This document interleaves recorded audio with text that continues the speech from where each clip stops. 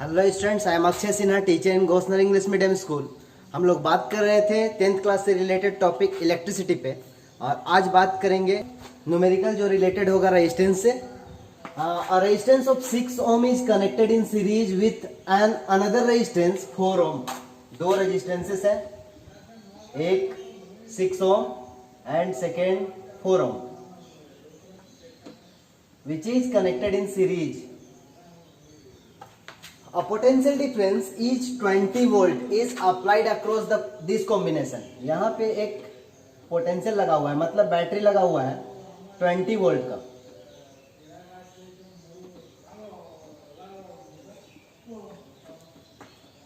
Calculate the current through the circuit and potential across the circuit.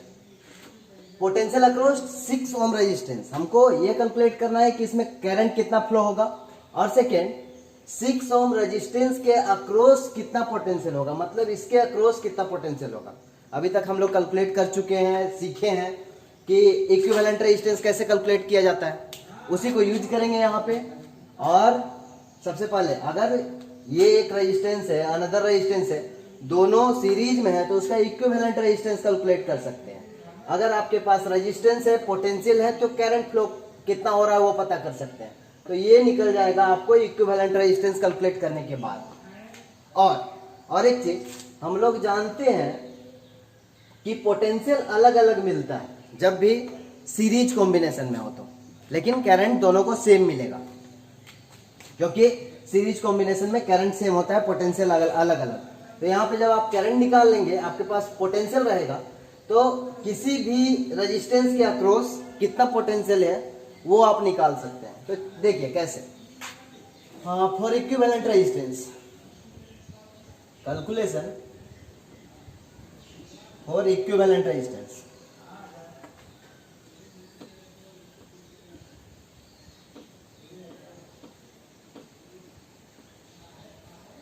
हम लोग जानते हैं जब दो रेजिस्टेंसेस कनेक्ट हो सीरीज में तो वो सीधा एडिशन टाइप वो ट्रीट होता है। तो आर इक्विवेलेंट जब निकालेंगे तो ये होगा R1 प्लस R2, क्योंकि दोनों सीरीज में है।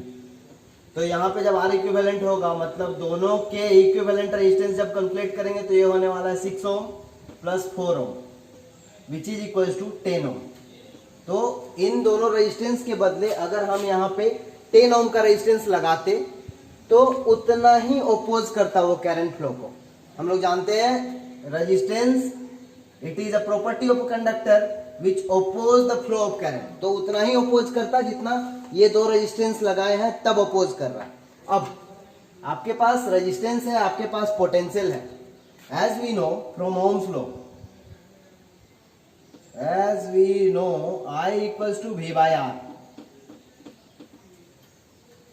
Therefore, करंट कितना फ्लो होगा वो निकालने के लिए पोटेंशियल अपने पास 20 ओम का है, सॉरी 20 वोल्ट है, and resistance 10 Om.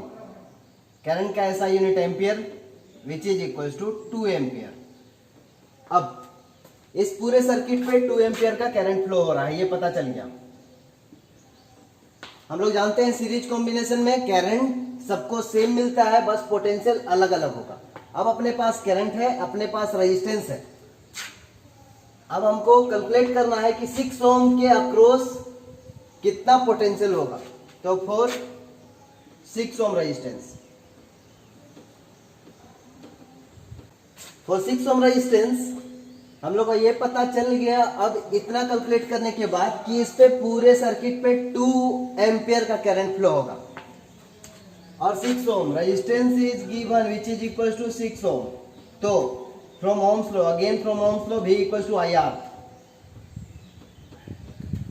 V equals to I into R, I equals to 2 and R equals to 6 ohm which is equals to 12, and ऐसा unit of potential is volt.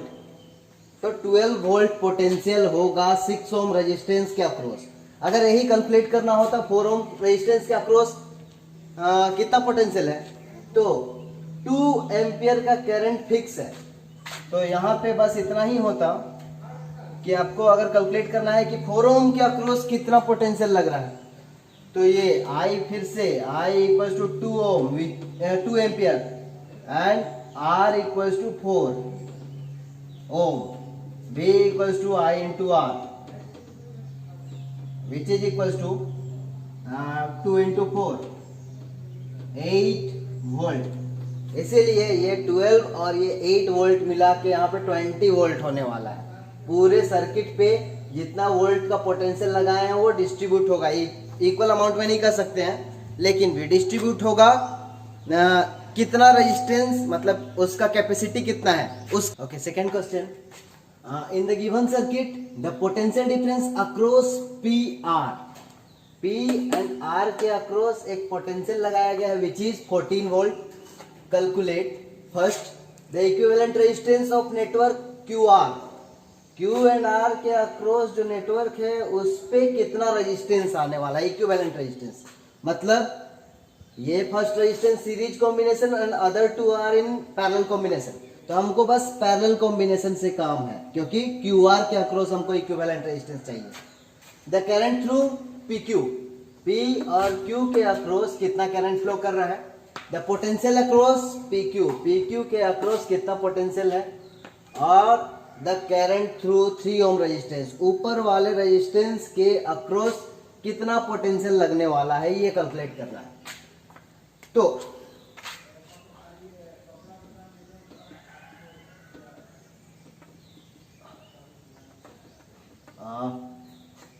जब हम इसका equivalent resistance calculate करेंगे तो मान लेते हैं वो R इक्विवेलेंट लिख के बस छोड़ देते हैं, इसका इक्विवेलेंट रेजिस्टेंस R इक्विवेलेंट है, ये 5 ओम रेजिस्टेंस और यहाँ पे R है।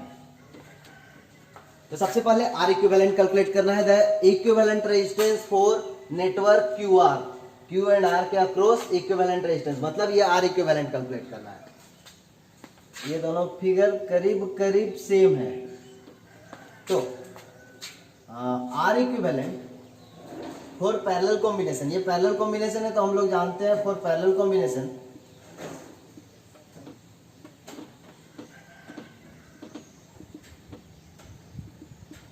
फॉर्मूला होता है 1 by R equivalent equals to 1 by R1 plus 1 by R2। मतलब यहाँ पे R1 है 3 ohm, 1 by 3 plus 1 by 6, LCM 6, 2 plus 1 which is equals to 3 by 6। और जब इसको सोल्व करेंगे तो ये होने वाला है 1 बाय 2।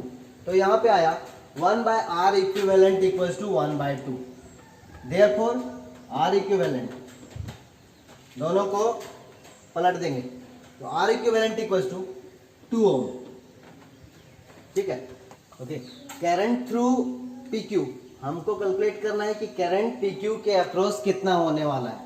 तो पहले सबसे पहले इक्विवेलेंट रेजिस्टेंस कैलकुलेट करेंगे सीरीज कॉम्बिनेशन के लिए। Equivalent resistance for whole circuit,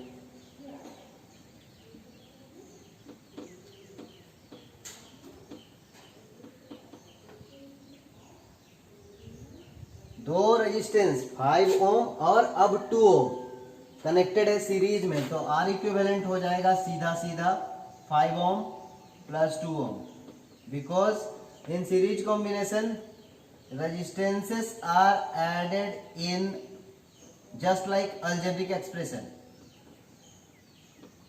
7 ohm, पूरे सर्किट का इक्विवेलेंट रेजिस्टेंस 7 ओम है। अब 14 वोल्ट पोटेंशियल लगा हुआ है 7 ओम रेजिस्टेंस पे, तो करंट फ्लोइंग थ्रू PQ जो बात हो रहा है, third question,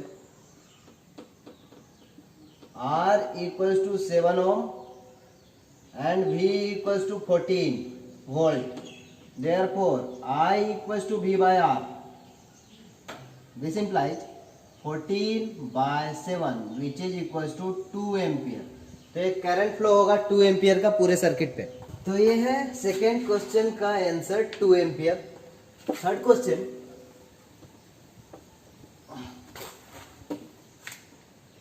potential across PQ, P and Q के अक्रॉस हम लोग अभी अभी कैलकुलेट किए, 2 एम्पियर का करंट फ्लो हो रहा है, रेजिस्टेंस लगा हुआ है 5 ampere, sorry 5 ohm. Third question, current equals to 2 ampere, resistance equals to 5 ohm. From Ohm's law V equals to I into R. I equals to V by R होता है, cross multiply करेंगे V equals to I R होने वाला है. 5 into 2, therefore 10 volt का potential लगने वाला है 5 ओम रेजिस्टेंस के अक्रॉस. एंड लास्ट, अगर ये 10 ओम रेजिस्टेंस 10 ओम पोटेंशियल लगेगा तो आगे वाले पे 4 ओम का पोटेंशियल लगेगा, क्योंकि 14 वोल्ट पूरा पोटेंशियल है. तो इस दोनों के बीच में 4 वोल्ट का पोटेंशियल लगने वाला है. अब हम लोग जानते हैं पैरेलल कॉम्बिनेशन में पोटेंशियल दोनों पे सेम होता है. तो फोर्थ क्वेश्चन, मतलब पैरेलल कॉम्बिनेशन में पोटेंशियल 3 ओम पे भी 4 वोल्ट होगा और 6 ओम पे भी 4 वोल्ट ही होगा. तो R equals to 3 ohm, potential equals to 4 volt, current through 3 ohm, I equals to V by R.